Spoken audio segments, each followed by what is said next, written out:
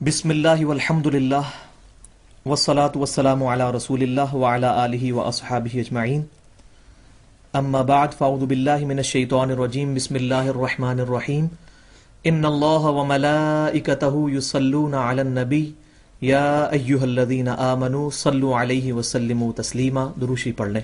اللہم صلی علی محمد وعلی آل محمد کما صلیت علی ابراہیم وعلی آل ابراہیم انک حمید مجید. اللہم بارک علی محمد وعلی آل محمد کما بارکت علی ابراہیم وعلی آل ابراہیم انک حمید مجید. السلام علیکہ ایہا النبی ورحمۃ اللہ وبرکاتہ. اچھا جناب، آج ہمارا جو ریالٹی سیریل آف لیکچرز تھی حقیقت کیا ہے، اس کا تیسرا لیکچر ہے. آج 15 اور 16 ذوالحجہ 1429 کی درمیانی رات 14 دسمبر 2008 اور اتوار کا دن ہے، اور آج کا جو ٹاپک ہے اس کا نام ہے اسلاف کا نظریہ اسلام. اسلاف کا نظریہ اسلام.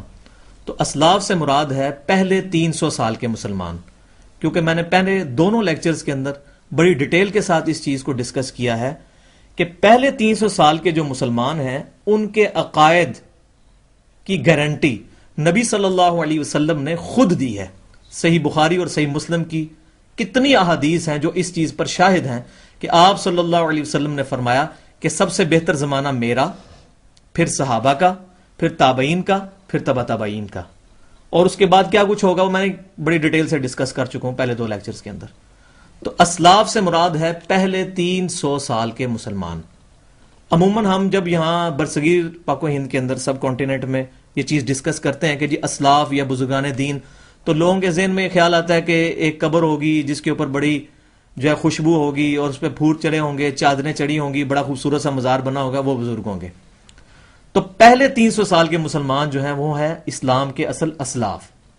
تو آج سے اگر کوئی 500-600 سال پہلے کا مسلمان ہے، ایون 1000 سال پہلے کا بھی کوئی مسلمان ہے، اور اس کے عقیدے پہلے 300 سال کے مسلمانوں سے میچ نہیں کرتے، تو وہ شخص گمراہ ہے.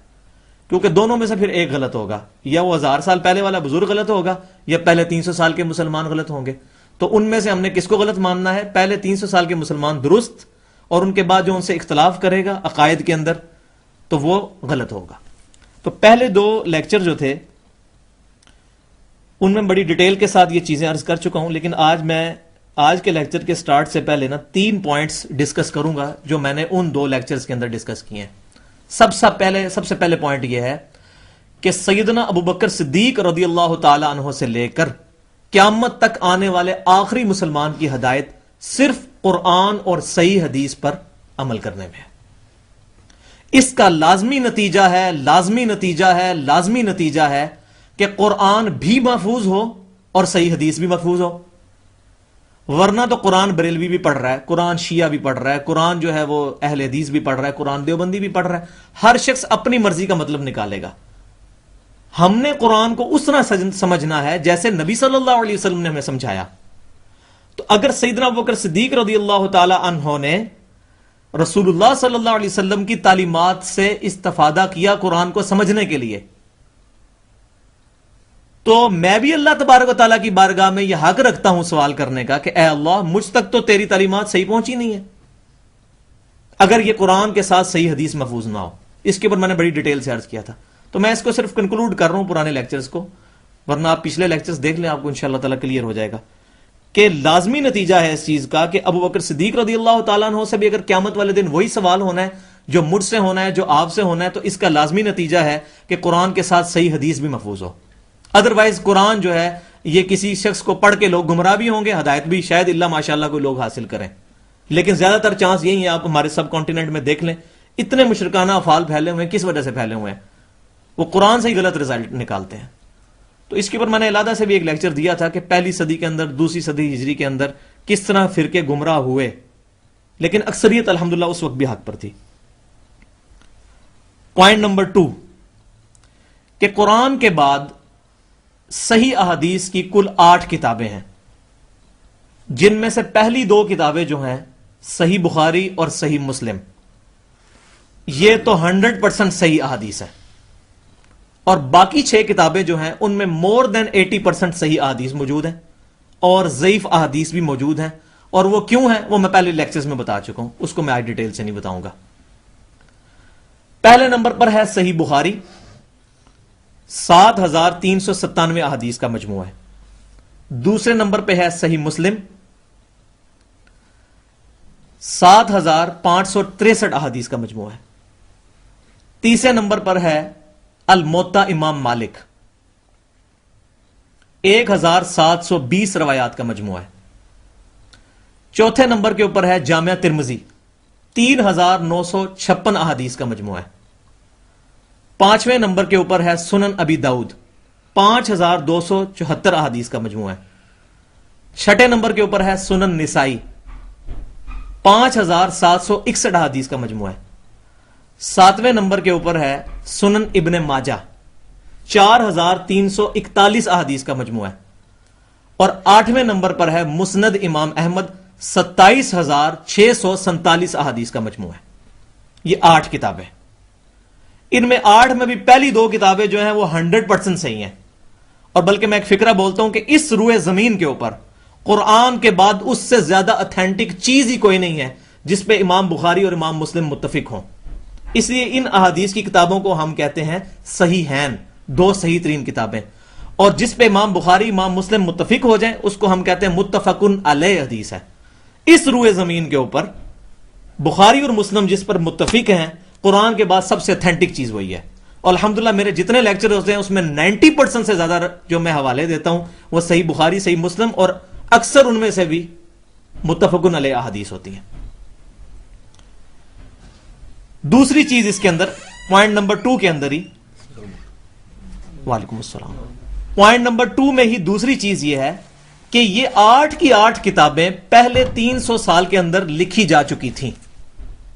جن 300 سالوں کی گارنٹی نبی صلی اللہ علیہ وسلم نے خود دی ہے، ان 300 سالوں کے اندر یہ 8 کتابیں لکھی جا چکی تھیں، کیونکہ نبی صلی اللہ علیہ وسلم کی وفات ہوئی ہے 11 ہجری میں، 11 میں 300 جمع کریں تو 311، تو 311 ہجری کے اندر اندر تمام کے تمام آئمہ جنہوں نے احادیث کی 8 کتابیں جمع کی ہیں ان کی وفات ہو چکی تھی۔ پہلے نمبر پر امام بخاری 256 ہجری میں فوت ہوئے، دوسرے نمبر پر امام مسلم 261 ہجری میں فوت ہوئے، تیسرے نمبر پر امام مالک 179 ہجری میں فوت ہوئے، چوتھے نمبر پر امام ابو عیسیٰ ترمذی رحمۃ اللہ علیہ، وہ 279 ہجری میں فوت ہوئے۔ اس کے بعد جو ہے امام ابو داؤد رحمۃ اللہ علیہ، وہ 275 ہجری کے اندر 275 ہجری کے اندر فوت ہوئے۔ اس کے بعد جو ہے سنن نسائی کے جو آتھر ہیں امام نسائی رحمۃ اللہ علیہ، وہ 303 ہجری میں فوت ہوئے ہیں۔ یہ واحد امام ہے جو 300 سے اوپر گئے ہیں، لیکن 311 کے اندر ہے 303۔ اور پھر ابن ماجہ جو کہ فوت ہوئے 273 کے اندر، اور پھر امام احمد بن حنبل جو 241 کے اندر۔ تو ان کے میں نے پورے نام یہاں ذکر نہیں کیے، میں نے صرف اس کو سرسری بیان کیا۔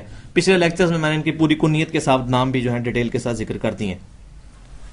تو پہلے 300 سال کے اندر قرآن اور صحیح احادیث جمع ہو چکی تھیں، الحمدللہ امت اس کے اوپر متفق ہے۔ اور یہ تمام مکاتب فکر جو اہل سنت و جماعت ہونے کا دعویٰ کرتے ہیں، خواہ بریلوی ہوں، خواہ دیوبندی ہوں، خواہ اہل حدیث ہوں، وہ اس چیز کو مانتے ہیں، ان 8 کی 8 کتابوں کو۔ اس کے بعد پوائنٹ نمبر 3 کہ قرآن اور صحیح حدیث کے مقابلے میں جو شخص بھی موضوع حدیث کو یا کسی ضعیف روایت کو یا کسی بزرگ کے قول کو یا کسی محدث کے قول کو یا کسی امام کے قول کو پیش کرے، وہ یہودیوں اور عیسائیوں کے طرز عمل پر ہے۔ اس کے اوپر میں نے پورا ڈیٹیل کے ساتھ پچھلے لیکچر میں عرض کیا تھا، آج میں اس کو ڈیٹیل سے بیان نہیں کروں گا۔ یہودیوں اور عیسائیوں کا یہ طرز عمل تھا کہ وہ قرآن اور سنت رسول، حدیث رسول کے مقابلے میں اپنے مولویوں، جوگیوں اور صوفیوں کے پیچھے لگے ہوئے تھے۔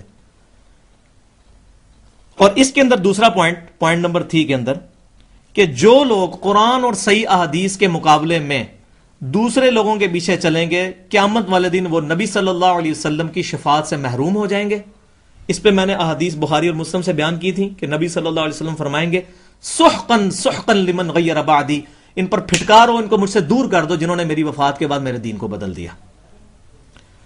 اور قرآن پاک میں سورۃ الفرقان کے اندر آتا ہے، آیت نمبر 27، 28، 29، 30 پڑھ کے دیکھیں، 19واں پارہ پہلا صفحہ، کہ اس دن ظالم شخص اپنا ہاتھ چبا کر منہ میں ڈالے گا اور کہے گا اے کاش میں نے رسول اللہ صلی اللہ علیہ وسلم کا راستہ اختیار کیا ہوتا، ہدایت تو میرے پاس آ گئی تھی لیکن میرے دوستوں نے مجھے گمراہ کر دیا.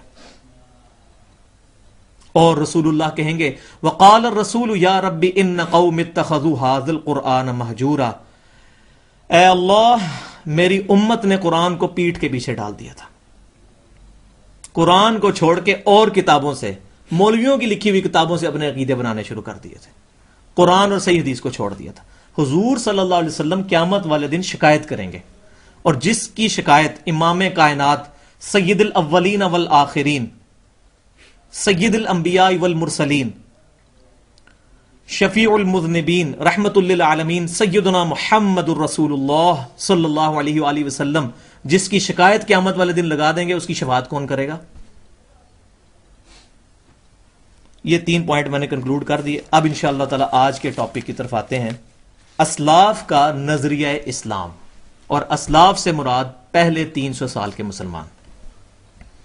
تو میں نے آپ سے وعدہ کیا تھا کہ میں پریکٹیکل ایگزامپل سے بتاؤں گا کہ پہلے 300 سال کے مسلمان، ان کے اندر بھی ٹاپ آف دا لسٹ صحابہ کرام، کیونکہ ان کے لیے تو قرآن میں بشارت موجود ہے، رضی اللہ عنہم ورضوا عنہ، اللہ ان سے راضی، وہ اللہ سے راضی. تو ان کی ٹاپ آف دا لسٹ تو وہ آتے ہیں ہمارے پہلے اسلاف کے اندر. ان کی ایگزامپل سے بتاؤں گا کہ جب بھی ان کو قرآن اور حدیث سے کوئی مسئلہ بتایا جاتا تھا اور وہ کوئی اپنا مسئلہ چینج کر چکے ہوتے تھے تو وہ فوراً رجوع کر لیتے تھے. یہ نہیں کہتے تھے نہیں مجھے نہیں غلطی لگ سکتی، وہ کہتے تھے میں غلطی پر تھا، میں اپنی اصلاح کر لیتا ہوں. تو یہ ایگزامپل دینے سے پہلے میں 1-2 چیزیں ضروری آج کے لیکچر کے پوائنٹ آف ویو سے بتا دوں کہ ہمارے پورے دین کی عمارت جو ہے وہ ایک شخصیت کے اوپر کھڑی ہے، اور وہ ہے سیدنا محمد رسول اللہ صلی اللہ علیہ وسلم کی ذات. ہمارے دین اسلام کی اتھینٹسٹی محمد رسول اللہ صلی اللہ علیہ وسلم کی زبان مبارک ہے. اس چیز کو بالکل کلیئر کٹ ہمارے ذہن میں ہونا چاہیے. قرآن پاک میں اس کے اوپر بڑی زیادہ آیات ہیں، لیکن میں 2 مین آیات آپ کو بتانے لگا ہوں تاکہ اگلی چیزیں ہمیں سمجھ آنی شروع ہو جائیں. سورہ آل عمران کی 31 نمبر آیت کے اندر اللہ تعالیٰ فرماتا ہے قل ان کنتم تحبون اللہ فاتبعونی یحببکم اللہ. اے نبی صلی اللہ علیہ وسلم ان سے فرماؤ کہ اگر تم دعوے دار ہو نا کہ ہم اللہ سے محبت رکھتے ہیں تو ان کو کہو کہ میری اتباع کرو، رسول اللہ صلی اللہ علیہ وسلم کی، پھر اللہ تم سے محبت کرے گا اور تمہارے گناہوں کو بھی معاف کر دے گا. اور دوسری آیت ہے سورۃ النساء کی 80 نمبر آیت، من یطع الرسول فقد اطاع اللہ. جس نے رسول اللہ کی اطاعت کی تو در حقیقت اس نے اللہ کی اطاعت کی. تو رسول اللہ صلی اللہ علیہ وسلم کا حکم کہاں سے ہمیں پتہ چلے گا؟ صحیح احادیث سے. اور اللہ تعالیٰ کے احکامات قرآن پاک سے پتہ چلیں گے. ان احکامات کو پورا کس طریقے پہ کرنا ہے؟ نبی صلی اللہ علیہ وسلم کے طریقے پر، وہ ہمیں صحیح احادیث سے پتہ چلیں گے. اب ہم اس کو لے کے چلتے ہیں جو آیت تھی جس کے اوپر ہم نے یہ پیوٹ کرنا تھا کہ سورۃ النساء کے اندر 59 نمبر آیت ہے. بسم اللہ الرحمن الرحیم، یا ایھا الذین آمنوا اطیعوا اللہ واطیعوا الرسول واولی الامر منکم فان تنازعتم فی شیء فردوہ الی اللہ والرسول ان کنتم تؤمنون باللہ والیوم الآخر. اے ایمان والو، اللہ کی اطاعت کرو، رسول کی اطاعت کرو، اور تم میں جو حکمران بنایا جائے اس کی بھی اطاعت کرو. مگر اوپن لائسنس نہیں ہے حکمران کے لیے، آپ اس سے اختلاف کر سکتے ہو، چاہے وہ حکمران استاد کی شکل میں ہو، چاہے خلیفۃ المسلمین کی شکل میں ہو، چاہے کسی امام کی شکل میں ہو، کسی محدث کی شکل میں. اختلاف کرو گے، جب تمہارا آپس میں جھگڑا ہو، فردوہ الی اللہ والرسول، تو اپنے معاملے کو پلٹاؤ اللہ اور اس کے رسول کی طرف. کون پلٹائے گا؟ ان کنتم تؤمنون باللہ والیوم الآخر. اگر تمہارا اللہ کے اوپر ایمان ہے اور قیامت کے دن کے اوپر ایمان ہے، تب رسول اللہ کو تم حاکم مانو گے اپنے فیصلے میں، اللہ کو حاکم مانو گے. تو اسی آیت کے تحت فَإِن تَنَازَعْتُمْ فِي شَيْءٍ فَرُدُّوهُ إِلَى اللَّهِ وَالرَّسُولِ. انشاءاللہ میں آج آپ کو ایگزامپلز دیتا ہوں، اور سب سے پہلی ایگزامپل میں نبی صلی اللہ علیہ وسلم کی اپنی حیات مبارکہ سے دوں گا. اور یہ بڑی رکت انگیز حدیث ہے. اس حدیث کو اگر ہم لے لیں تو ہمارے کئی مسائل کلیئر ہو جائیں گے. یہ حدیث موجود ہے جی سنن دارمی کے اندر. امام محمد دارمی رحمت اللہ علیہ المتوفا 255 ہجری امام مسلم کے استاد ہیں، امام ابو داؤد کے استاد ہیں، امام ترمذی کے استاد ہیں، امام نسائی کے استاد ہیں. صحاح ستہ میں 4 اماموں کے استاد ہیں امام محمد دارمی رحمت اللہ علیہ. اور صحیح مسلم کے اندر 71 روایات، 71 احادیث امام مسلم بن حجاج قشیری رحمت اللہ علیہ نے امام محمد دارمی رحمت اللہ علیہ سے روایت کی ہیں اپنے استاد سے 71 روایات. وہ میں نے 8 کتابیں جو گنوائی تھیں ان کے بعد جس کتاب کا نمبر آتا ہے وہ یہ والی کتاب ہے سنن دارمی. سنن دارمی کے مقدمے کے اندر صحیح حدیث ہے. سنن دارمی میں ضعیف روایات بھی بہت زیادہ ہیں لیکن میں صحیح حدیث بیان کر رہا ہوں کہ امام محمد دارمی رحمت اللہ علیہ جابر بن عبداللہ رضی اللہ تعالی عنہما سے روایت کرتے ہیں کہ ایک دفعہ نبی صلی اللہ علیہ وسلم تشریف فرما تھے اور سیدنا ابوبکر صدیق رضی اللہ تعالی عنہ بھی ان کے پاس بیٹھے ہوئے تھے. اتنے میں سیدنا عمر تشریف لائے رضی اللہ تعالی عنہ. انہوں نے تورات کے کچھ صفحے اٹھائے ہوئے تھے اور ان کو پڑھ رہے تھے. نبی صلی اللہ علیہ وسلم نے جب سیدنا عمر کو دیکھا تو آپ صلی اللہ علیہ وسلم کا چہرہ مبارک سرخ ہونا شروع ہو گیا جلال کی وجہ سے, غصہ آ گیا آپ کو. تو سیدنا ابوبکر صدیق رضی اللہ تعالیٰ عنہ بڑے سمجھدار تھے, انہوں نے یہ فوراً جب چیز آبزرو کی تو انہوں نے کہا اے عمر تیری ماں تجھے گم پائے. یہ عرب کا محاورہ تھا جب غصے میں بولا جاتا تھا. تیری ماں تجھے گم پائے, تو دیکھ نہیں رہا رسول اللہ صلی اللہ علیہ وسلم کس قدر جلال میں ہے تیرے اس عمل کی وجہ سے کہ تو نے تورات کے صفحے اٹھائے ہوئے ہیں. تو فوراً کانپنے لگ پڑے. وہ کہنے لگے رضیت باللہ ربا وبالاسلام دینا وبمحمد نبیا, میں اللہ کے رب ہونے پر راضی ہوں, اسلام کے دین ہونے پر راضی ہوں, محمد صلی اللہ علیہ وسلم کے نبی ہونے پر راضی ہوں. نبی صلی اللہ علیہ وسلم نے اس پر ارشاد فرمایا کہ اے عمر کیا قرآن کے بعد بھی کسی اور چیز سے ہدایت؟ خدا کی قسم یہ تو نے تورات اٹھائی ہوئی ہے, موسیٰ علیہ السلام خود بھی اس وقت دنیا میں اتر آئے اور تم مجھے چھوڑ کے موسیٰ کی پیروی شروع کر دو تو تم گمراہ ہو جاؤ گے. اور وہ بھی دنیا میں اگر اترے تو ان کو بھی میری اتباع کے بغیر کسی اور چیز کا چارہ نہیں ہوگا. اس حدیث کے ہوتے ہوئے جو شخص اپنے آپ کو حنفی کہے, اپنے آپ کو جعفری کہے, اپنے آپ کو شافعی کہے, مالکی کہے, حنبلی کہے, وہ فیصلہ اپنا خود اس تصویر میں اپنا رخ خود دیکھ لے کہ جب اللہ تعالی کے نبی صلی اللہ علیہ وسلم ایک اولو العزم پیغمبر موسیٰ علیہ السلام کی پیروی کو بھی رسول اللہ صلی اللہ علیہ وسلم کے مقابلے پر گمراہی کہہ رہے ہیں تو یہ لوگ تو کسی کھاتے میں نہیں آتے. تو یہ ہمیں اپنا انالیسز کرنا ہے.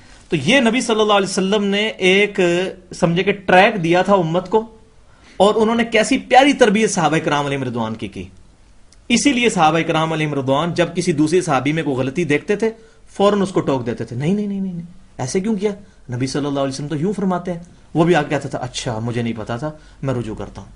کیوں کہ یہ حدیث ان کے سامنے تھی کہ آپ صلی اللہ علیہ وسلم نے فرمایا کہ موسیٰ علیہ السلام بھی اتر آئے اور تم ان کی پیروی کرو اور مجھے چھوڑ دو تم گمراہ ہو جاؤ گے. اب ہم آتے ہیں پریکٹیکل ایگزامپل صحابہ کرام علیہم رضوان سے. تو پہلی ایگزامپل ہے صحیح بخاری سے. اب میں اس کو دوسری ایگزامپل کہہ رہا ہوں, پہلی تو میں نے نبی صلی اللہ علیہ وسلم کی زندگی سے دے دی, ٹوٹل میں نے 10 ایگزامپلز آپ کو بتانی ہے. تو دوسری ایگزامپل ہے صحیح بخاری میں کتاب المغازی ایک چیپٹر ہے غزووں کے بیان کے اوپر. اس میں سیدنا عبداللہ بن عباس رضی اللہ تعالی عنہما روایت کرتے ہیں کہ نبی صلی اللہ علیہ وآلہ وسلم کی جب وفات ہوئی تو سیدنا ابوبکر صدیق رضی اللہ تعالیٰ عنہ رسول اللہ صلی اللہ علیہ وسلم کے پاس آئے. آپ صلی اللہ علیہ وآلہ وسلم کے چہرے مبارک سے چادر اٹھائی, آپ کے ماتھے پر بوسہ دیا اور کہا کہ اے اللہ کے نبی صلی اللہ علیہ وسلم اللہ تعالیٰ آپ پر کبھی بھی 2 موتیں جمع نہیں کرے گا, ایک موت تو آنی تھی وہ آپ کو آ گئی. اس کے بعد آپ باہر نکلے تو دیکھا کہ باہر مجمع لگا ہوا ہے اور سیدنا عمر رضی اللہ تعالیٰ عنہ تقریر کر رہے ہیں اس مجمع میں اور کہہ رہے ہیں کہ جو شخص بھی یہ کہے گا کہ محمد صلی اللہ علیہ وسلم فوت ہو گئے ہیں میں اس کی گردن اتار دوں گا. آپ اپنی محبت کی وجہ سے کہہ رہے تھے, اور ان کا کچھ اجتہادی غلطی بھی تھی کیونکہ جب نبی صلی اللہ علیہ وسلم نے, صحیح بخاری مسلم کی حدیث موجود ہے کہ جب آپ نے بشارت دی نا کہ روم بھی فتح ہوگا, ایران بھی فتح ہوگا, یہ بڑی بڑی سپر پاورز گریں گی, تو حضرت عمر اس سے یہ رزلٹ نکالتے تھے کہ یہ نبی صلی اللہ علیہ وسلم کی اپنی زندگی کے اندر ہی ہوگا.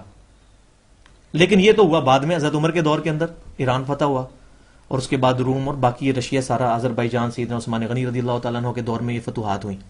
تو انہوں نے یہ رزلٹ نکالا تھا, اس لیے وہ کہتے تھے نہیں نبی صلی اللہ علیہ وسلم جو ہے نا یہ فوت نہیں ہوئے ہیں, یہ ابھی ایسی کنڈیشن میں گئے ہیں جیسے موسیٰ علیہ السلام کوہ طور پہ چلے گئے تھے پھر واپس آ گئے تھے, تو نبی صلی اللہ علیہ وسلم واپس آ جائیں گے. اچھا اب یہ وہ اپنی محبت کی وجہ سے کہہ رہے تھے اور تلوار انہوں نے اٹھائی ہوئی تھی حضرت عمر نے, کون نزدیک لگے, اب سب لوگ ان کی ہاں میں ہاں ملا رہے ہیں. سیدنا ابوبکر صدیق آئے, انہوں نے کہا عمر کیا کر رہے ہو, حضرت عمر ان کی بات ہی نہیں سن رہے. تو حضرت ابوبکر صدیق رضی اللہ تعالیٰ عنہ نے اس مجمع کو کہا کہ عمر کو اس کے حال پر چھوڑ دو، تم میری بات سنو. تو چونکہ سیدنا ابوبکر صدیق رضی اللہ تعالیٰ عنہ کی عزت بہت زیادہ تھی صحابہ میں، اور اللہ کے نبی صلی اللہ علیہ وسلم نے اپنی زندگی کے اندر اپنے مسئلے پہ ان کو کھڑا کیا، صحیح بخاری مسلم کی حدیث موجود ہے، تو صحابہ کرام نے حضرت عمر کو ان کے حال پر چھوڑا اور سیدنا ابوبکر صدیق رضی اللہ تعالیٰ عنہ کی طرف متوجہ ہوئے. پھر سیدنا ابوبکر صدیق رضی اللہ تعالیٰ عنہ نے ایک خطبہ دیا انتہائی گستاخانہ، یہ فار جوک میں کہہ رہا ہوں، کیونکہ آج جو لوگ غلو کرتے ہیں نا نبی صلی اللہ علیہ وسلم کی شان میں، وہ اس خطبے کو اگر سن لیں تو وہ کہیں گے یہ بڑی گستاخی کی ہے حضرت ابوبکر نے، لیکن یہ صحیح بخاری میں سے میں پڑھ رہا ہوں، اور راوی جابر بن عبداللہ ہیں رضی اللہ تعالیٰ عنہ. انہوں نے یہ پہلی بات کی کہ جو شخص بھی محمد صلی اللہ علیہ وسلم کی عبادت کرتا تھا وہ جان لے کہ محمد صلی اللہ علیہ وسلم فوت ہو گئے ہیں، اور جو کوئی اللہ کی عبادت کرتا تھا وہ جان لے کہ اللہ کو کبھی موت نہیں آئے گی. اب میں آپ سے پوچھتا ہوں، کیا محمد صلی اللہ علیہ وسلم کی عبادت کوئی کرتا تھا صحابہ کے زمانے میں؟ بتائیں، نہیں کرتا تھا. یہ کیوں انہوں نے کیس فرض کیا؟ یہ ہماری تربیت کے لیے، کہ یہ کلیئر ہو جائے کہ جس کو موت آئے وہ اللہ نہیں ہو سکتا. نبی صلی اللہ علیہ وسلم کو موت آئی، اس کے بعد اللہ تعالیٰ نے ان کو برزخی حیات دے دی، لیکن اس حیات کا ہمیں شعور نہیں ہے، اس میں ہم اپنی طرف سے عقل نہیں لڑائیں گے. بس وہ زندگی ہے، حیات ہے، وہ کس طرح کی ہے، شہداء کی بھی ہے، انبیاء کی بھی ہے، لیکن ہمیں شعور نہیں ہے. اچھا، جب یہ خطبہ دیا نا سیدنا عمر فاروق حضرت ابوبکر صدیق رضی اللہ تعالیٰ عنہ نے، تو انہوں نے ساتھ پھر قرآن کی آیت کوٹ کی جو غزوہ احد کے وقت میں نازل ہوئی تھی، جب نبی صلی اللہ علیہ وسلم کی شہادت کی خبر جو ہے وہ افواہ پھیل گئی تھی. وہ آیت انہوں نے تلاوت کی، وما محمد الا رسول، سورہ آل عمران آیت نمبر 144.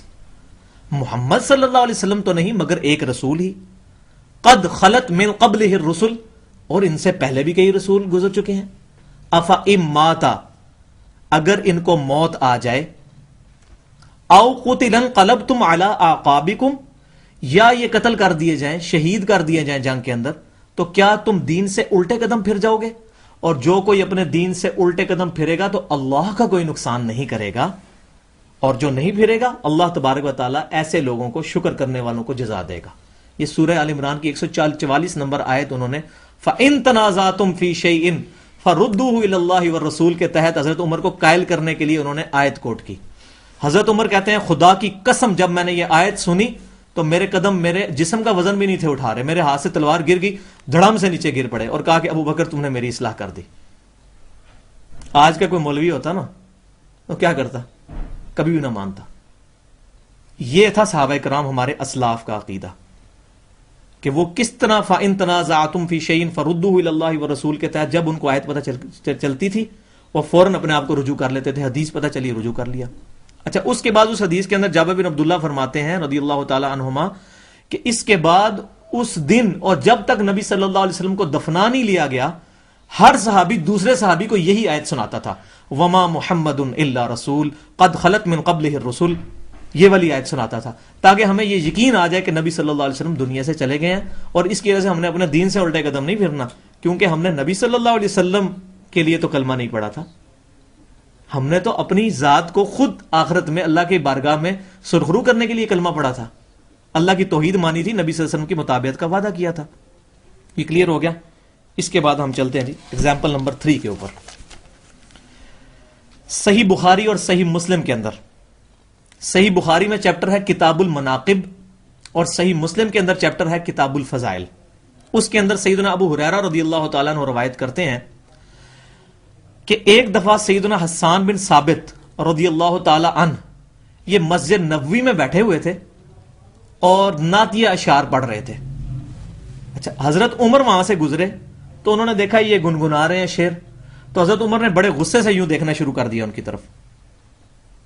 تو حسان بن ثابت نے ان کے غصے کے جواب میں، اتنا روب تھا حضرت عمر کا اس کے باوجود، انہوں نے کہا عمر مجھے اس طرح تیکھی نظریں کر کے نہ دیکھ، تجھ سے بہتر شخصیت مسجد نبوی میں موجود تھی اور میں ان کی موجودگی میں شعر پڑھا کیا کرتا تھا، آپ نے مجھے کبھی منع نہیں کیا.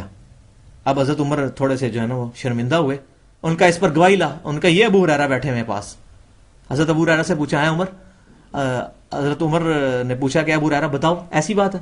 ان کا حضرت ابو ہریرہ نے کہا کہ میں گواہی دیتا ہوں کہ حسان بن ثابت رضی اللہ تعالیٰ عنہ رسول اللہ صلی اللہ علیہ وسلم کی موجودگی میں آپ صلی اللہ علیہ وسلم کے لیے نعتیہ شعر پڑھا کرتے تھے، بلکہ آپ صلی اللہ علیہ وسلم نے تو دعا فرمائی تھی، اے اللہ جبرائیل کے ذریعے حسان بن ثابت کی مدد فرما.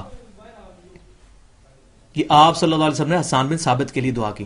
جب یہ حضرت عمر نے بات سنی تو فوراً شرمندہ ہوئے اور وہاں سے چلے گئے. اب دیکھیں حضرت عمر نے بھی ایکسپٹ کیا اور حسان بن ثابت نے بھی حضرت عمر کے غصے کی پرواہ نہیں کی ہے، ان کو یہ کلیئر کٹ بتا دیے. ایگزامپل نمبر 4، سنن ابی داؤد کے اندر کتاب الفرائض چیپٹر کے اندر اور جامعہ ترمذی میں کتاب الدیات چیپٹر کے اندر یہ حدیث موجود ہے کہ سیدنا سعید رضی اللہ تعالیٰ عنہ روایت کرتے ہیں کہ حضرت عمر فاروق رضی اللہ تعالیٰ عنہ اپنے زمانے کے اندر یہ فتویٰ دیا کرتے تھے کہ شوہر کی جو دیت ہے اس میں سے اس کی بیوی کو کوئی حصہ نہیں ملے گا. دیت یہ ہے کہ شوہر کو کسی نے قتل کر دیا تو جس نے قتل کیا ان سے دیت لی جاتی ہے، اونٹوں کی شکل میں، پیسے کی شکل میں، رقم کی شکل میں. تو وہ کہتے تھے کہ بیوی کو اس میں سے حصہ نہیں ملے گا، باقی رشتہ داروں کو ملے گا. اچھا، اب یہ ان کا اجتہاد تھا. اس چیز کی خبر جب ایک صحابی کو پہنچی، ان کا نام تھا سیدنا ضحاک بن سفیان رضی اللہ تعالیٰ عنہ. انہوں نے حضرت عمر کو ایک لیٹر لکھا، خود نہیں آئے، ایک لیٹر لکھا جس پہ انہوں نے کہا کہ اے امیر المومنین، آپ یہ جو فتویٰ دے رہے ہیں یہ غلط ہے، کیونکہ نبی صلی اللہ علیہ وسلم کے زمانے میں سیدنا اشیم دبابی رضی اللہ تعالیٰ عنہ جب ان کو قتل کر دیا گیا تھا تو ان کی دیت کا حصہ ان کی بیوی کو نبی صلی اللہ علیہ وسلم نے خود دلوایا تھا، اور آپ اس کے مخالف فتویٰ دے رہے ہیں. تو حضرت عمر کو جب یہ لیٹر پہنچا تو انہوں نے کہا میں اپنے فتوے سے رجوع کرتا ہوں. انہوں نے اس کو جو کیس ان کی بارگاہ میں آیا تھا ان کے لیے انہوں نے فیصلہ کر دیا کہ اس کو بھی، بیوی کو بھی حصہ دیا جائے. ایگزامپل نمبر 5،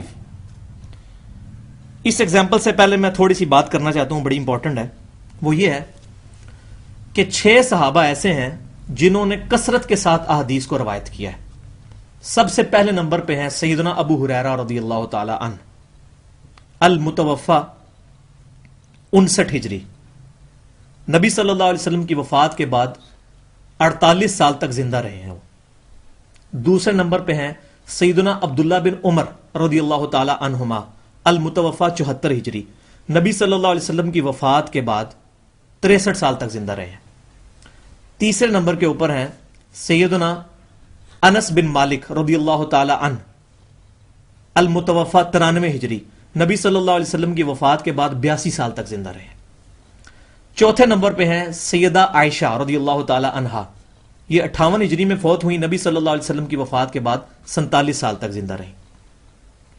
پانچویں نمبر پہ ہیں سیدنا جابر بن عبداللہ رضی اللہ تعالی عنہما، المتوفی 74 ہجری.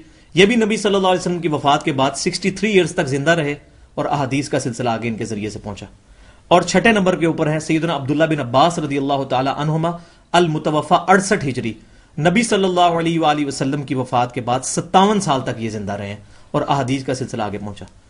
تو یہ 6 صحابہ جو ہیں تقریباً احادیث کے ذخیرے میں 40% سے زیادہ احادیث ان 6 صحابہ سے مروی ہیں.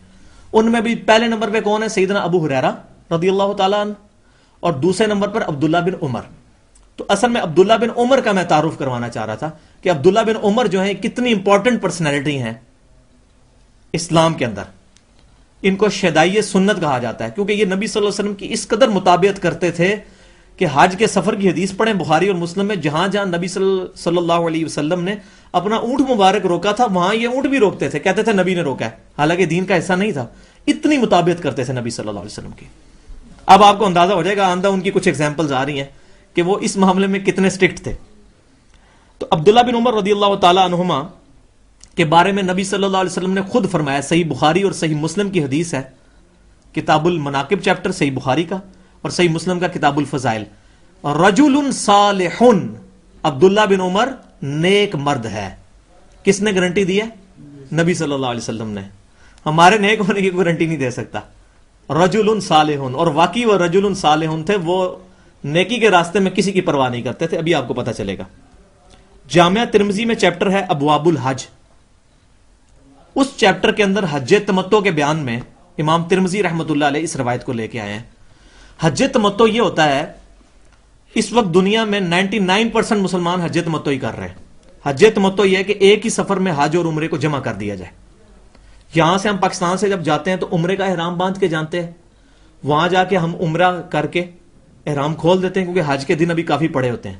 اسی طرح جو بعد میں جاتے ہیں پہلے مدینہ شریف جاتے ہیں، جو بہت پہلے چلے جاتے ہیں پہلے مدینہ شریف جاتے ہیں، تو مدینے سے عمرے کا حج عمرے کا احرام باندھ کے آتے ہیں تو عمرے کا احرام کھول دیا جائے، پھر حج کے جب دن آئیں 8 ذوالحجہ تو پھر دوبارہ حج کے لیے جو ہے وہ احرام باندھا جائے. اس کو کہتے ہیں کہ ایک ہی سفر میں آپ نے حج اور عمرے کو جمع کیا.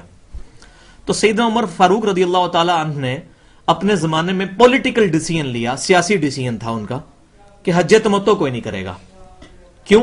وہ یہ کہتے تھے کہ لوگ حج تمتع کرتے ہیں، عمرہ بھی کر کے حج بھی کر کے چلے جاتے ہیں، پورا سال خانہ کعبہ ویران پڑا رہتا ہے. تو انہوں نے کہا کہ آپ نے اگر عمرہ کرنا ہے تو دوبارہ سے آیا کریں، حج آپ اسی طرح ہی کیا کریں، حج تمتع نہ کیا کریں. آج والا صاحب تو نہیں تھا نا کہ ایئر فلائٹس چل رہی ہیں، ایئر لائنز چل رہی ہیں کہ لاکھوں لوگ پاکستان سے ہر سال عمرہ کرتے ہیں تو خانہ کعبہ پورا سال بھرا رہتا ہے. اس وقت تو لوگ اتنا مشقت سے سفر کرتے تھے اور اتنا اسلام بھی پھیلا نہیں ہوا تھا. تو یہ ڈیسیژن انہوں نے کیا.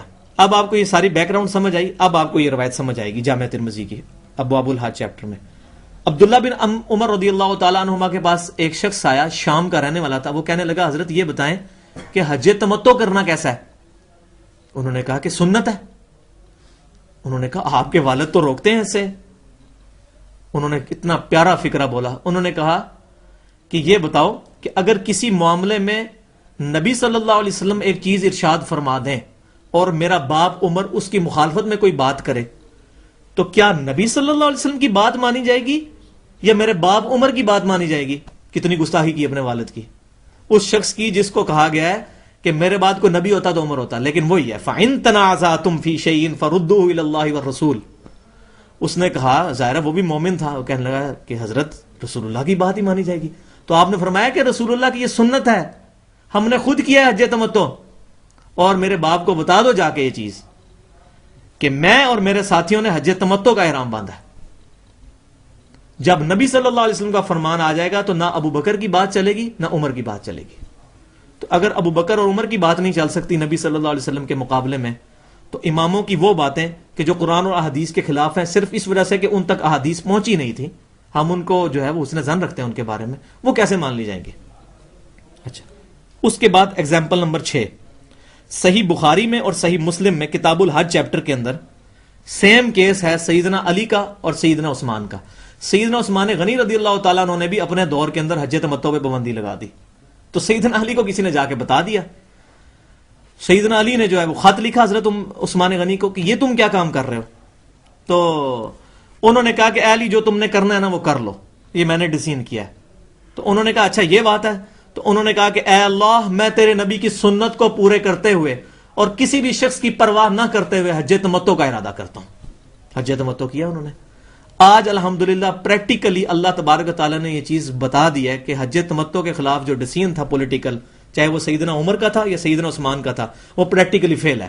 کیونکہ کوئی بھی حج تمتع سارے لوگ مسلمان کر رہے ہیں، 99% مسلمان حج تمتع ہی کر رہے ہیں. حج قران حج افراد تو بہت تھوڑے لوگ کرتے ہیں. تو یہ پریکٹیکلی بھی اللہ تبارک و تعالیٰ نے نبی صلی اللہ علیہ وسلم کی سنت کو زندہ رکھا. ایگزامپل نمبر 7، جامعہ ترمذی میں کتاب الحدود چیپٹر ہے، اس کے اندر یہ حدیث موجود ہے کہ سیدنا علی کرم اللہ وجہ الکریم نے اپنے دور کے اندر کچھ لوگ اسلام سے پھر گئے تھے، مرتد ہو گئے تھے، تو ان کو زندہ جلوا دیا.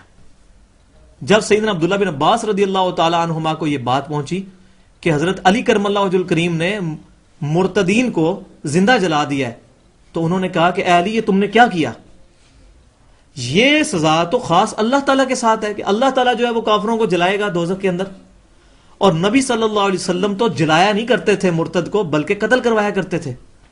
یہ تم نے غلط کام کیا. تو حضرت علی نے کہا مجھ سے غلطی ہوگی، آئندہ میں ایسا نہیں کروں گا، میں اللہ تعالیٰ کی طرف رجوع لاتا ہوں. فَإِن تَنَازَعْتُمْ فِي شَيْءٍ فَرُدُّوهُ إِلَى اللَّهِ وَالرَّسُولِ. ایگزامپل نمبر 8، جامعہ ترمذی میں ابواب الاستئذان والآداب چیپٹر ہے. یہ بڑی زبردست حدیث ہے. اس حدیث کے اوپر اگر میں لیکچر دوں نا تو 1 گھنٹہ علیحدہ سے چاہیے. یہ حدیث جو اب آنے لگی ہے. عبداللہ بن عمر رضی اللہ تعالی عنہما بیٹھے ہوئے تھے، ان کے پاس ایک شخص بیٹھا تھا، اس کو چھینک آئی. اس نے کہا الحمدللہ والسلام علی رسول اللہ، اللہ کی تعریف اور سلام ہو رسول اللہ صلی اللہ علیہ وسلم پر. کوئی غلط کام کیا اس نے؟ نہیں. لیکن اب سنیں نا کیا ہوا. عبداللہ بن عمر نے کہا یہ تم نے ساتھ سلام کیوں پڑھا؟ اس نے کہا حضرت میں نے تو درود ہی پڑھا ہے. آپ نے فرمایا نہیں، اللہ کے نبی صلی اللہ علیہ وسلم نے ہمیں یہی تعلیم فرمایا کہ ہم چھینک پر کہا کریں الحمدللہ یا الحمدللہ علی کل حال. میں تم سے زیادہ درود پڑھنے والا ہوں، لیکن اس جگہ پر نبی صلی اللہ علیہ وسلم نے ہمیں درود تعلیم نہیں فرمایا. تو جس جگہ پر نبی صلی اللہ علیہ وسلم نے درود تعلیم نہیں فرمایا وہ ہم نہیں کر سکتے. اس کو لاجیکلی بھی سمجھیں کہ ہم ٹوائلٹ میں جاتے وقت مسجد میں جانے کی دعا پڑھ سکتے ہیں؟ نہیں، کیونکہ مسجد میں جانے کی دعا مسجد میں جانے کے لیے. آپ کو کہنی جی دعا ہی ہے، قرآن میں تو آیا کہ تم مجھ سے مانگو میں قبول کروں گا، تو دعا کا تو کوئی ٹائم ہی نہیں، جس ٹائم مرضی مانگ لیجیے. ایسا نہیں ہے. اسی طرح ہم مسجد میں جاتے وقت ٹوائلٹ کی دعا نہیں پڑھیں گے. تو جو چیز نبی صلی اللہ علیہ وسلم نے جہاں بتائی ہے اس میں نہ ہم کوئی چیز ایڈ کریں گے نہ کوئی چیز مائنس کریں گے. لہٰذا اگر کوئی شخص اس چیز کے اوپر پوائنٹ آؤٹ کرتا ہے کہ یار یہ کام نبی صلی اللہ علیہ وسلم نے نہیں کیا، تو اس پہ یہ نہیں کہہ دینا چاہیے گستاخ رسول ہو گیا، یہ تو درود کا ہی منکر ہو گیا. نہیں، ایسا نہیں ہے. درود کا منکر نہیں. بات یہ ہے کہ نبی صلی اللہ علیہ وسلم نے جو فرمایا ہم نہ اس میں کوئی چیز ایڈ کریں گے نہ مائنس کریں گے، ورنہ ہم کوئی زیادہ عقلمند بننے کی کوشش کر رہے ہیں. یہی ہماری محبت رسول، عشق رسول کا تقاضا ہے کہ نبی صلی اللہ علیہ وسلم کے بعد ہم کسی شخص کو حجت نہیں مانیں گے. کیوں؟ کہ ہمارے نبی کی اللہ نے گارنٹی دی ہے قرآن میں، سورۃ النجم کی شروع کی آیات ہیں، ما ضل صاحبکم وما غوا، تمہارے نبی نہ کبھی بہکے ہیں نہ کبھی بے راہ چلے ہیں. نبی صلی اللہ علیہ وسلم کے بعد کوئی شخص بھی اس کے بارے میں کوئی گارنٹی نہیں دے سکتا اس سے زندگی میں کوئی غلطی نہ ہوئی ہو. ہمارے مرشد وہ ہیں مرشد اعظم سید الاولین والآخرین محمد رسول اللہ صلی اللہ علیہ وسلم. تو ان کی بات کے آگے سر تسلیم خم، خواہ بری لگے خواہ اچھی لگے، بس نبی صلی اللہ علیہ وسلم نے جتنا کہا ہے اس میں ہم نے ایڈ نہیں کرنا. یہ چیز آپ کو آگے مزید کلیئر ہوگی ایگزامپل نمبر 9 کے اندر. صحیح مسلم کے کتاب الایمان چیپٹر میں ہے کہ عبداللہ بن عمر رضی اللہ تعالی عنہما، یہ دیکھیں ساری عبداللہ بن عمر چل رہے ہیں، اسی لیے میں نے ان کا پہلے تعارف اتنی ڈیٹیل سے کرایا. وہ ان کے پاس ایک شخص آیا، وہ کہنے لگا یہ بتائیں کہ جی آپ نے نبی صلی اللہ علیہ وسلم سے اسلام کے بارے میں کیا سنا ہے؟ انہوں نے کہا کہ نبی صلی اللہ علیہ وسلم نے فرمایا کہ اسلام کی بنیاد 5 چیزوں پر ہے. نمبر 1، گواہی دو کہ اللہ کے سوا کوئی معبود نہیں، محمد صلی اللہ علیہ وسلم اس کے رسول ہیں. نمبر 2، نماز قائم رکھو. نمبر 3، زکوٰۃ دو. نمبر 4، روزے رکھو رمضان کے. نمبر 5، استطاعت ہو تو حج کرو. اب اس نے آگے سے کاؤنٹر کوشچن کیا کہ یا حضرت میں رمضان کے حج کروں اور رمضان کے روزے رکھوں؟ فرمایا نہیں، روزے رکھو اور حج کرو، کہ نبی صلی اللہ علیہ وسلم کو میں نے اسی ترتیب سے کہتے ہوئے سنا ہے. تو جو لوگ ترتیب نہیں چینج کرتے ہیں، جو کہتے ہیں نہیں 1 + 2 = 3، 2 + 1 کو 3 نہیں ہم نے مانا، کیونکہ نبی صلی اللہ علیہ وسلم نے فرمایا تھا 1 + 2 = 3. کیونکہ اس کا بڑا نقصان ہو جاتا ہے اس طرح کی قیاس آرائیوں کا، جو میں اکثر اگزامپل دیتا ہوں. آپ مجھے بتائیں BUT کیا ہوتا ہے؟ بٹ. لیکن اسی اینالوجی پہ PUT پٹ نہیں ہوتا، پٹ ہوتا ہے. آپ کوئی قیاس کریں نہیں بٹ ہے تو پٹ ہونا چاہیے، نہیں. ڈکشنری بتاتی ہے BUT بٹ، PUT پٹ. اسی طرح نبی صلی اللہ علیہ وسلم، اسلام کی ڈکشنری، میں نے اس کے اوپر پہلا لیکچر اسی کے اوپر تھا کہ اسلام کی ڈکشنری قرآن اور صحیح حدیث ہے. ہر معاملہ اس کے اوپر پیش کیا جائے گا، جس کے میچ کرے گا اسی کی بات درست ہوگی، ادروائز وہ اس کی چیز غلط ہوگی. آخری اگزامپل نمبر 10 ہے، صحیح بخاری اور صحیح مسلم دونوں کے اندر یہ حدیث موجود ہے کتاب الحج چیپٹر میں، کہ سیدنا عمر فاروق رضی اللہ تعالیٰ عنہ اور امام مسلم اس کی کم از کم 8 روایتیں لے کے آئے ہیں. حجر اسود کے پاس آئے، حجر اسود کو چوما انہوں نے اور کہا کہ اے حجر اسود تو ایک پتھر ہی تو ہے، نہ تو کسی کو نفع دے سکتا ہے نہ کسی کو نقصان. خدا کی قسم اگر میں رسول اللہ صلی اللہ علیہ وسلم کو اس حال میں نہ دیکھتا کہ وہ تجھے چوم رہے تھے تو میں تجھے چومتا بھی نہ. اب اس میں انہوں نے بالکل کلیئر کٹ بتا دیا کہ ہم نبی صلی اللہ علیہ وسلم کی اتباع میں پتھر کو چوم رہے ہیں، اور یہ پتھر کسی کو نفع نقصان نہیں دیتا. کون سا پتھر؟ جو اس دنیا میں سب سے متبرک پتھر ہے. تو جو قبروں کے اوپر پتھر پڑے ہوئے ہیں اور لوگ ان کو اپنے جسموں کے اوپر ملتے ہیں. اب میں ان کو یہ کہتا ہوں کہ سیدنا عمر فاروق رضی اللہ تعالیٰ عنہ کا فتویٰ سامنے ہے، وہ اگر ان کو اس حال میں دیکھ لیں تو کیا ان کے اوپر حکم لگائیں؟ یہ اپنی طرف سے جو ہے وہ جی حجر اسود کو بھی تو چومتے ہیں. تو سیدنا عمر نے عقیدہ کلیئر کر دیا کہ کیوں چومتے ہیں. ہاں اگر ہمارے یہاں مزار جتنے موجود ہیں ان کے پتھروں کو نبی صلی اللہ علیہ وسلم نے چوما ہے، ہم آج پہلے چومنے کے لیے تیار ہیں. اور ساتھ انہوں نے فرمایا کہ تو نفع نقصان بھی نہیں کسی کو دے سکتا، نفع نقصان اللہ کے ہاتھ میں ہے. وَإِن يَمْسَسْكَ اللَّهُ بِضُرٍّ فَلَا كَاشِفَ لَهُ إِلَّا هُوَ، اور اللہ تعالیٰ کسی کو اگر ضرر سے پکڑ لے تو اس کی ضرر سے کوئی چھڑا نہیں سکتا مگر اللہ. وَإِن يَمْسَسْكَ بِخَيْرٍ فَهُوَ عَلَى كُلِّ شَيْءٍ قَدِيرٌ، اور اگر اللہ تعالیٰ کسی کے لیے خیر کا دروازہ کھول دے تو وہ ہر چیز پر قادر ہے. یہ تربیت ہوئی تھی ان کی. یہ سورۃ الانعام کی آیت ہے، سورہ یونس میں بھی آتی ہے. تو یہ صحابہ کرام علیہم رضوان اسلاف، اس طرح کی سینکڑوں ایگزامپلز موجود ہیں، لیکن ٹائم تھوڑا ہے، میں نے اس کو بریفلی عرض کیا ہے.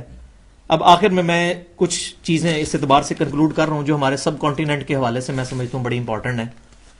وہ یہ ہے کہ پہلے 300 سال کا مبارک دور جب ختم ہوا اور چوتھی صدی ہجری شروع ہوئی تو اس وقت پھر مسلمانوں پر ایک قیامت ٹوٹی کہ اماموں کی تقلید کا سلسلہ شروع ہوا، جو کہ اماموں کی تعلیمات نہیں تھی. میں پہلے بتا چکا ہوں. شاہ ولی اللہ محدث دہلوی رحمۃ اللہ علیہ المتوفی 1176 ہجری، انہوں نے حجت اللہ البالغہ میں یہ ساری بحث کی ہے جو میں نے پچھلے لیکچر میں بتائی ہے کہ اماموں کا اس میں کوئی قصور نہیں ہے. اس وقت دنیا میں مشہور 5 فقہ چل رہی ہیں. نمبر 1 سیدنا امام محمد جعفر رحمۃ اللہ تعالی علیہ المتوفی 148 ہجری، یہ سب سے پرانے امام ہیں اور اہل بیت میں سے ہیں. ہم لوگ بات سمجھتے ہیں شاید یہ رافضی تھے معاذ اللہ. صحیح بخاری اور صحیح مسلم میں درجنوں حدیثیں امام جعفر سے روایت ہیں. یہ جو حج کی حدیث ہے نا، نبی صلی اللہ علیہ وسلم کے حج کا بیان جابر بن عبداللہ سے، بخاری اور مسلم میں، اس کے راوی امام جعفر ہیں. وہ کہتے ہیں میں نے اپنے والد امام باقر سے سنا، اور امام باقر کہتے ہیں کہ میں جابر بن عبداللہ کے پاس گیا تو ان سے میں نے جا کے پوچھا نبی صلی اللہ علیہ وسلم حج کیسے کرتے تھے. جب ان کو پتا ہے وہ نابینا ہو چکے تھے آخری عمر میں، تو ان کو جب پتا چلا کہ میں اہل بیت میں سے ہوں تو انہوں نے میرے یہ سینے کے بٹن کھولے اور اس پہ ہاتھ رکھا اور یوں پھیرا اور بڑا مجھ سے پیار کیا اور کہا کہ تم میرے نبی کی اولاد میں سے ہو. امام باقر کون تھے؟ امام زین العابدین کے بیٹے. امام زین العابدین امام حسین کے اور امام حسین سیدنا علی کے. تو امام جعفر جو ہیں یہ سب سے پرانے امام ہیں فقہ کے اماموں میں، اور ان کی حدیث بخاری اور مسلم میں موجود ہیں. تو یہ اہل سنت کے امام ہیں. البتہ اس وقت تو ان کے ساتھ فقہ جعفریہ منسوب ہے، یہ تعریف ہو چکی ہے. یہ ان کی فقہ نظر نہیں آتی، اس کے اندر کافی سارے مسائل قرآن اور حدیث کے خلاف ہیں. دوسرے نمبر پر ہیں امام ابو حنیفہ رحمۃ اللہ تعالی علیہ. نعمان بن ثابت ان کا نام تھا، المتوفی 150 ہجری. یہ شاگرد تھے امام جعفر صادق کے، یہ ان کے شاگرد تھے. انہی کی تربیت کی وجہ سے یہ آگے چلے اور انہوں نے فقہ بنائی. یہ جو اکثر لوگ ہم سے پوچھ دیتے ہیں نا جی بتائیں جی فلاں پہلے کون امام تھا، فلاں کون تھا، تو سب سے پہلے امام کون تھے؟ امام جعفر. ٹھیک ہے، اگر اماموں کو آنکھیں بند کر کے ماننا ہے تو پھر پہلے فقہ جعفریہ کو مانا جائے. تو ان کی بھی ایک فقہ ہے فقہ حنفی، جو تقریباً 2/3 قرآن اور احادیث کے خلاف ہے. کیونکہ امام حنیفہ رحمۃ اللہ علیہ کی اپنی کوئی کتاب ہے نہیں ہے تو لوگوں نے ان کی طرف چیزیں منسوب کر دی. وہ میں نے پچھلی دفعہ بتایا تھا، سیدنا عیسیٰ کا کیس ہے، بالکل سیم اینالوجی ہے. تیسرے نمبر پہ ہیں امام مالک رحمۃ اللہ علیہ. امام مالک جو ہے یہ امام حنیفہ رحمۃ اللہ علیہ کے ہم اثر ہیں، المتوفی 179 ہجری. ان کی بھی ایک فقہ ہے، فقہ مالکی کہلاتی ہے وہ. چوتھے نمبر پر امام محمد بن ادریس شافعی رحمۃ اللہ علیہ المتوفی 204 ہجری.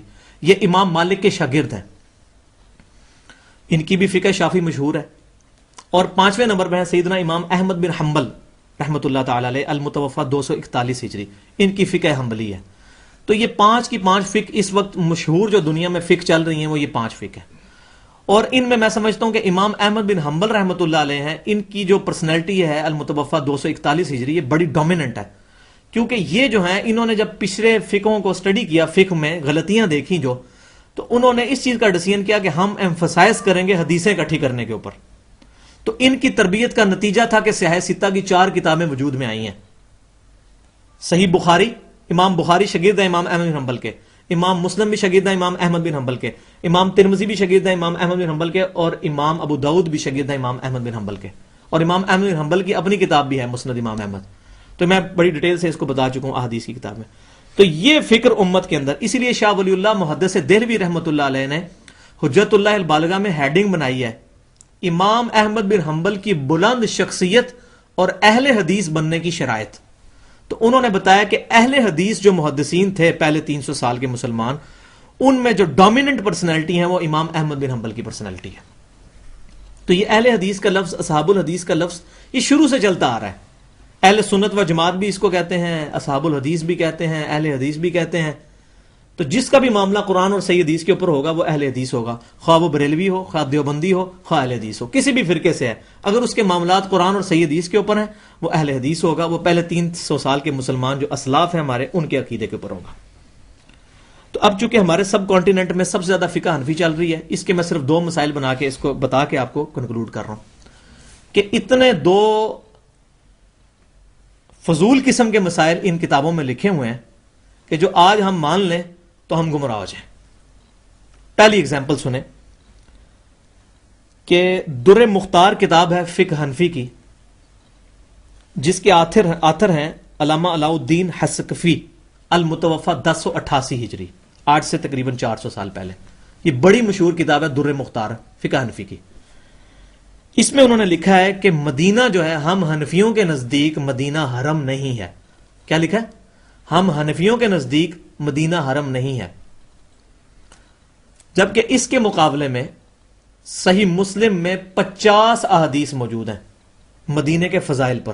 پورا چیپٹر انہوں نے باندھا ہے فضائل مدینہ کے اوپر. امام مسلم نے 50 حدیثیں لے کے آئے ہیں اور ان میں سے 30 حدیثیں ایسی ہیں جن کے اندر یہ الفاظ موجود ہیں کہ مدینہ حرم ہے. اور امام بخاری 20 احادیث لے کے آئے ہیں صحیح بخاری کے اندر مدینے کے حرم ہونے پر، مدینے کے فضائل پر. نبی صلی اللہ علیہ وسلم کا فرمان ہے، اور یہ احادیث جو ہیں متواترہ ہیں. حدیث متواترہ احادیث کی ٹرمنالوجی میں اس حدیث کو کہتے ہیں جس کو کثرت سے صحابہ کرام نے روایت کیا ہو. تو مدینے کے حرم ہونے کی جو روایات ہیں سیدنا ابو ہریرہ سے بھی ہیں، سیدنا انس بن مالک سے بھی ہیں، سیدنا جابر بن عبداللہ سے بھی ہیں، سیدنا ابو سعید خدری سے بھی ہیں، سیدنا سعد بن ابی وقاص سے بھی ہیں. اس کے علاوہ کثرت کے ساتھ صحابہ کرام علیہم رضوان نے اس حدیث کو روایت کیا ہے کہ مدینہ حرم ہے. بلکہ نبی صلی اللہ علیہ وسلم کی بخاری اور مسلم کی جو احادیث ہیں ان کا کنکلوژن میں آپ کو بتانے لگا ہوں. علیحدہ سے احادیث نہیں، میں پورا کنکلوژن بتا رہا ہوں کہ اس میں نبی صلی اللہ علیہ وسلم نے مدینے کے بارے میں کیا کچھ فرمایا. پہلی چیز آپ صلی اللہ علیہ وسلم نے فرمایا، اے اللہ، سیدنا ابراہیم علیہ السلام نے مکے کو حرم بنایا تھا اور میں مدینے کو حرم بناتا ہوں. اے اللہ، مدینے کی محبت ہمارے دلوں میں مکے کی طرح کر، بلکہ اس سے بھی زیادہ کر دے. اے اللہ، مدینے کے مد میں برکت عطا فرما، مدینے کے سا کے اندر برکت عطا فرما. یہ میئرمنٹ کے وہاں پہ پیمانے استعمال ہوتے تھے، جس طرح ہم کلو کہتے ہیں یا لیٹر استعمال کرتے ہیں. اس میں برکت عطا فرما. پھر نبی صلی اللہ علیہ وسلم نے فرمایا کہ جو شخص اہل مدینہ کو تکلیف دے گا اللہ تبارک و تعالیٰ اس کو اس طرح گھول دے گا جیسے نمک پانی کے اندر گھل جاتا ہے. پھر فرمایا کہ دجال مدینے کے اندر داخل نہیں ہوگا، اللہ تبارک و تعالیٰ فرشتے مامور کرے گا مدینے کے دروازوں پر، وہ دجال سے حفاظت کریں گے مدینے کی. پھر نبی صلی اللہ علیہ وسلم نے فرمایا کہ جس شخص نے اہل مدینہ میں کوئی بدعت جاری کی اس پر اللہ کی لعنت، فرشتوں کی لعنت اور تمام لعنت کرنے والوں کی لعنت اس شخص پر جو مدینہ کے اندر بدعت کو جاری کرے. پھر آپ صلی اللہ علیہ وسلم نے فرمایا کہ جو شخص مدینے کے مصائب کے اوپر، پریشانیوں پر صبر کرے گا، میں قیامت والے دن اس کی شفاعت کروں گا. اسی لیے سیدنا عمر فاروق رضی اللہ تعالیٰ عنہ کی دعا ہے صحیح بخاری میں، اے اللہ مجھے موت دینا تو مدینے میں دینا، اور اے اللہ مجھے موت دینا تو شہادت کی موت دینا. الحمدللہ اللہ تعالیٰ نے ان کو شہید بھی کیا اور مسجد نبوی کے اندر کیا. ان کی یہ دعا قبول ہوئی. پھر نبی صلی اللہ علیہ وآلہ وسلم نے ایک بہت بڑی پیشن گوئی فرمائی کہ قرب قیامت کے اندر دین مدینے کے اندر اس طرح واپس آ جائے گا جیسے سانپ اپنے بل میں واپس آ جاتا ہے، جیسے سانپ اپنے بل کے اندر واپس. اور الحمدللہ ہمیں پتہ ہے، تاریخ دیکھ لیں، 1925 کے اندر اللہ تعالیٰ نے اس سانپ کو واپس جو ہے اجنبیت سے نکال کے دوبارہ مدینے کے اندر واپس آیا، اور وہاں جتنی بدعات اور مشرکانہ افعال تھے ان کا اللہ تعالیٰ نے خاتمہ فرمایا. بلکہ آپ کو حیرانگی ہوگی، 1925 تک خانہ کعبہ کے اندر 4 مسلح تھے. 800 سال سے یہ بدعت جاری تھی وہاں پہ، 4 مسلح. آج بھی آپ فقہ حنفی کی کتابیں اٹھا کے دیکھیں، بہشتی زیور اٹھائیں دیوبندیوں کی اور بریلویوں کی بہار شریعت، اس کے اندر لکھا ہے کہ جی 4 مسلح ہیں. فقہ حنفی والا مسلح جو ہے وہ باب الفتح کی طرف ہے، وہاں آپ نے وہاں نماز پڑھنی ہے. اور وہاں کیا تماشے ہوتے تھے 800 سال سے، جب حنفی عصر کی نماز پڑھ رہے ہوتے تھے تو شافی کہتے تھے اب تو ٹائم ہی ختم ہو گیا، اور جب شافی پڑھ رہے ہوتے تھے عصر کی نماز تو وہ کہتے تھے ابھی تو ٹائم ہی داخل نہیں ہوا، حنفی کہتے تھے. یہ لڑائی جھگڑا چلتا رہا، لیکن نبی صلی اللہ علیہ وسلم کی پیشن گوئی کہ دین قرب قیامت میں مدینے میں واپس آئے گا. اللہ بلکہ صحیح بخاری میں حدیث ہے کہ دین 2 مسجدوں میں واپس آ جائے گا، مسجد الحرام اور مسجد نبوی کے اندر. 1925 کے اندر اللہ تعالیٰ نے یہ ریولوشن لائی اور وہاں پہ الحمدللہ جو وہاں پر اس طرح کی خرافات تھیں وہ انہوں نے ختم کر کے 4 مسلح اٹھا کے، اور دیکھیں گے ان کی کتنی بدبختی تھی کہ یہ 4 مسلح نبی صلی اللہ علیہ وسلم کی تعلیمات پہ نہیں تھے. قرآن پاک میں اللہ تعالیٰ سورۃ البقرہ میں فرماتا ہے کہ ابراہیم کے کھڑے ہونے کے مقام کو مسلح بناؤ، اور یہ 4 میں سے کوئی بھی مسلح مقام ابراہیم پہ نہیں تھا. اب الحمدللہ مقام ابراہیم پر امام کعبہ کھڑا ہوتا ہے اور بدعت اٹھ کی. اور میں سوچتا ہوں یہ اتنی بڑی خوش نصیبی ہے کہ اس وقت جو غیر مسلم جتنی تیزی سے مسلمان ہو رہے ہیں، 11 ستمبر 2001 کے بعد 34,000 امریکن 9 مہینے میں مسلمان ہوئے ہیں قرآن پڑھ کے، اور اس سے لے کے اب تک 7 سالوں میں روزانہ 400 بندہ مسلمان ہو رہا ہے. یہ جب مسلمان ہو کے خانہ کعبے میں جا کے 4 مسلح دیکھتے ہیں، ان کے دل پہ کیا گزرتی، شاید دین ہی چھوڑ جاتے. اس طرح ہوا بھی ہے کئی ملکوں میں، جب ان کو بتایا گیا نہیں آپ نے اسلام بھی قبول کرنا ہے، اس کے بعد ایک اور 4 بندے ہیں ان کے اوپر بھی ایمان لے کے آنا ہے آپ نے. ایک حنفی پہنچے، ان کا نہیں امام حنیفہ پر ایمان لے کے آنا ہے. پھر شافی پہنچے، ان کا نہیں ان کے اوپر ایمان لے کے آنا ہے. یہ باقاعدہ پریکٹیکلی جاپان کے اندر ہوا ہے. یہ سعودی عرب سے کتاب نکلی، اس میں نے پڑھا ہے بڑی ڈیٹیل کے ساتھ یہ فتنہ. تو الحمدللہ اللہ تعالیٰ نے یہ برکت دی اور دین جو ہے واپس مدینے کے اندر آ گیا. تو اب حدیث متواترہ کا انکار کفر ہے. جو آج مدینے کو حرم نہیں مانتا نا ان حدیث کے باوجود وہ کافر ہے، کیونکہ حدیث متواترہ کا انکار ہے. لیکن فقہ حنفی کہتی ہے کہ یہ مدینہ حرم نہیں ہے. لیکن آج الحمدللہ فقہ حنفی کے لوگوں نے بھی یہ مان لیا ہے کہ ہمارا مسئلہ غلط تھا اور رجوع کر لیا. اس وقت دیوبندی بھی مدینے کو حرم مانتے ہیں، بریلوی بھی، بلکہ بریلوی آپ کو پتہ ہے مدینہ مدینہ ہی کرتے ہیں. اللہ کرے کہ یہ ان کا دل تک بھی پہنچ جائے کہ مدینے کی جو مدینے والی سرکار کی جو تعلیمات ہیں اس کو بھی حرز جاں بنائیں، خالی شہروں کے ساتھ نسبت نہ کریں. اچھا، دوسری اگزامپل ہے موطا امام مالک کے، موطا امام محمد شاگرد ہیں امام حنیفہ کے. انہوں نے ایک کتاب لکھی ہے الموطا امام محمد. اس کے اندر ان کی وفات ہوئی ہے 179 ہجری میں، 199 ہجری میں، 189. تو انہوں نے موطا امام محمد میں لکھا ہے کہ عقیقہ کرنا یہ مکروہ ہے اور زمانہ جہالیت کی رسم ہے. انہوں نے بھی لکھا ہے. اور فتاوی عالمگیری ملا نظام الدین صاحب ایک ان کے فقہ حنفی کے عالم گزرے، انہوں نے لکھی ہے، 1157 میں وہ فوت ہوئے ہیں. اس میں بھی یہ چیز لکھی ہے کہ مکروہ ہے عقیقہ کرنا اور زمانہ جہالیت کی رسم ہے. جبکہ صحیح بخاری میں پورا چیپٹر ہے، اس کا نام ہی ہے کتاب العقیقہ، جس میں امام بخاری رحمۃ اللہ علیہ احادیث لے کے ہیں کہ نبی صلی اللہ علیہ وسلم نے فرمایا کہ جب بچہ پیدا ہو تو اس کے عقیقے کے لیے خون بہاؤ تاکہ اللہ تعالیٰ اس سے گندگی کو دور کر دے. اور جامعہ ترمذی اور ابن ماجہ کی حدیث ہے، نبی صلی اللہ علیہ وسلم نے فرمایا کہ عقیقہ کرو 7ویں دن، پھر بچے کا نام رکھو، لڑکے کی طرف سے 2 بکرے کرو، لڑکی کی طرف سے 1 بکرا کرو، اور پھر بال بھی منڈوانے کے بعد اس کا نام بھی رکھو. تو نبی صلی اللہ علیہ وسلم کی واضح احادیث ہیں کہ عقیقہ کرنا یہ گندگی کو دور کرتا ہے. بلکہ جامعہ ترمذی کی حدیث میں یہ بھی ہے کہ نبی صلی اللہ علیہ وسلم نے فرمایا کہ بچے کی صحت گروی ہوتی ہے عقیقے کے عوض. جب آپ عقیقہ کرتے ہیں تو اس کی صحت بحال ہوتی ہے اور اس سے تکلیف دور ہوتی ہیں. اب یہ کتنا بڑا بلنڈر ہوا ہے، یہ ہو جاتا ہے کیونکہ اللہ تبارک و تعالی نے آئیڈیل بنایا صرف سیدنا محمد رسول اللہ صلی اللہ علیہ وسلم کو. آپ صلی اللہ علیہ وسلم کے بعد تو کسی سے بھی غلطی ہو سکتی ہے، اور ہمارا حسن ظن ہے یہ غلطی اس لیے کہ ان تک یہ چیزیں پہنچی نہیں تھی، یہ احادیث پہنچی نہیں تھی. تو آج الحمدللہ اس وقت بھی چاہے وہ دیوبندی ہوں، بریلوی ہوں، وہ اپنے آپ کو احناف کہتے ہیں لیکن وہ بھی عقیقہ کرواتے ہیں اور وہ اس چیز کو مانتے ہیں. تو ظاہر ہے کہ میرا خیال ہے کہ اگر وہ اس چیز کو مانتے ہیں تو پھر ان کو اپنے آپ کو یہ کہنا چاہیے کہ ہم 100% مقلد نہیں کسی امام کے، بلکہ ہم جو چیز بھی حدیث کے خلاف آئے گی، قرآن کے خلاف آئے گی، ہم اپنے امام کا قول چھوڑ دیں گے. جب یہ قول پریکٹیکلی چھوڑ چکے ہیں وہ، تو باقی چیزیں بھی جو فقہ حنفی میں خلاف سنت ہیں ان کو چھوڑ دینا چاہیے. تو اب میں آپ کو مشورہ یہ دوں گا، یہ میرے تینوں لیکچر جو ہیں ان کا کنکلوژن یہی ہے کہ آپ خود تحقیق کریں کہ کون سے لوگ حق پر ہیں، کون سے مسائل حق کے اوپر ہیں. انشاءاللہ تعالی حق ضرور ملے گا. خدا کی قسم حق اتنا آسان ہے اور کرسٹل کلیئر ہے کہ اگر کوئی شخص اخلاص کے ساتھ نکلے نا، اس کو آج بھی پتا چل جائے گا کہ کون سا عقیدہ جو ہے ما انا علیہ و اصحابی پر چلتا آ رہا ہے پچھلے 1400 سال سے. لیکن تحقیق ضروری ہے. ہم نے بچہ اسکول میں داخل کرانا ہوتا ہے، 10 بندوں سے پوچھتے ہیں یہ اسکول کیسا ہے. آپ کے کوئی بہت بڑے بزرگ ہوں، کسی ٹاٹ والے اسکول کا مشورہ دے دیں کہ جی اس میں اسکول میں بچے کو داخل کراؤ.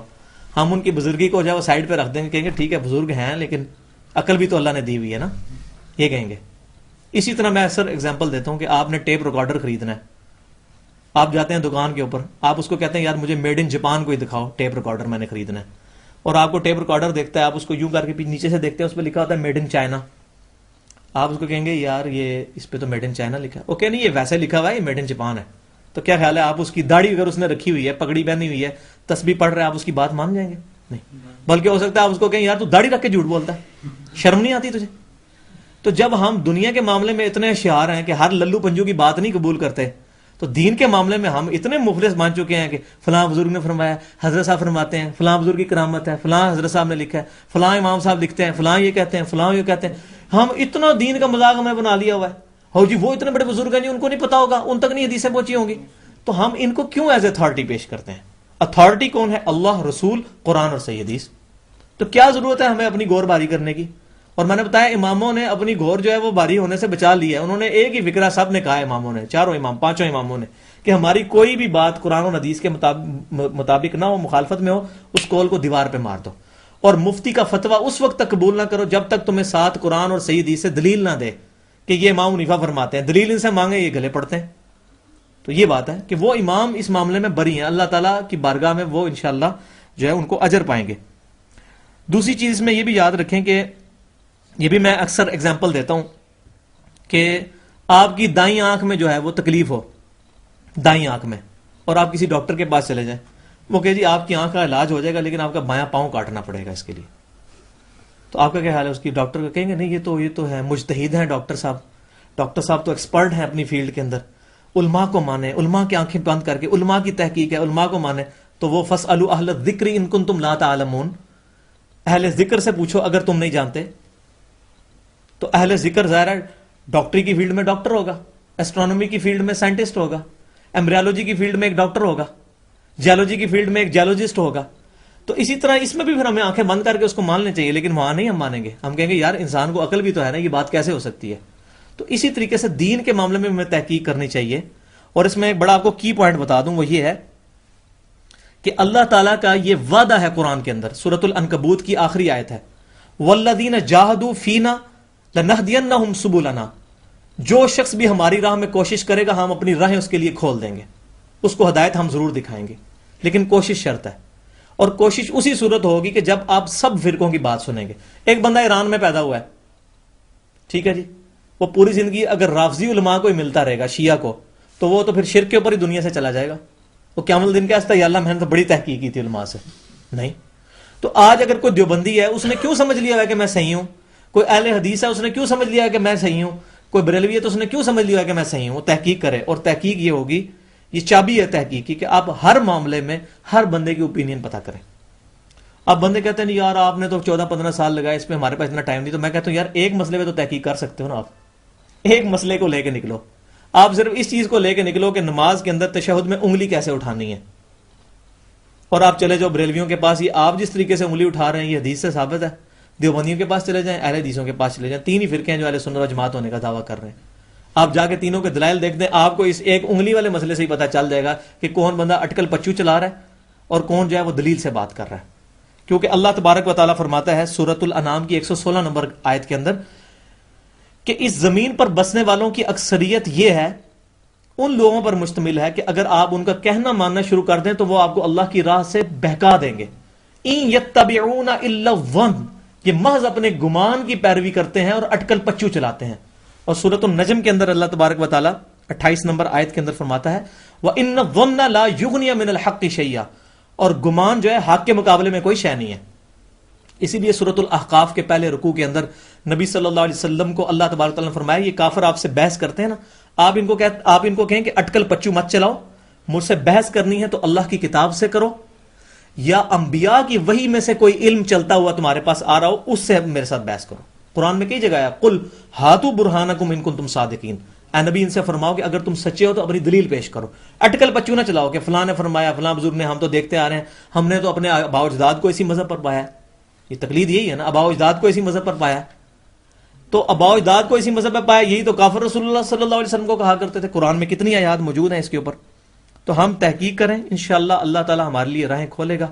اللہ تبارک و تعالیٰ سے دعا ہے جو کچھ میں نے بیان کیا اس کو قبول و منظور فرمائے، اور اس میں جو مجھ سے کوئی غلطی ہوئی تو وہ آپ کے ذہنوں سے اس کو محو کر دے، اور جو میں نے حق بات کی وہ آپ کے دلوں کے اندر راسخ فرمائے۔ آخر میں ذکر و درود کر لیں۔ بسم اللہ الرحمن الرحیم، التحیات للہ والصلوات والطیبات، السلام علیکہ ایھا النبی ورحمۃ اللہ وبرکاتہ، السلام علینا وعلی عباد اللہ الصالحین، اشہد ان لا الہ الا اللہ واشہد ان محمدا عبدہ ورسولہ، اللہم صلی علی محمد وعلی آل محمد کما صلیت علی ابراہیم وعلی آل ابراہیم انک حمید مجید، اللہم بارک علی محمد وعلی آل محمد کما بارکت علی ابراہیم وعلی آل ابراہیم انک حمید مجید۔ جامعہ ترمذی کی صحیح حدیث ہے کہ جو لوگ کسی مجلس میں آتے ہیں اور وہاں بغیر ذکر و درود کے منتشر ہو جاتے ہیں، قیامت والے دن ان کو اپنی اس مجلس کے اوپر حسرت ہوگی، وہ جنت میں بھی پہنچ جائیں گے تب بھی ان کو حسرت ہوگی کہ ہم نے ذکر و درود کیوں نہیں کیا۔ اس لیے ہم اس چیز کو انشاءاللہ کیا کریں۔ وما علینا الا البلاغ المبین۔ جزاکم اللہ۔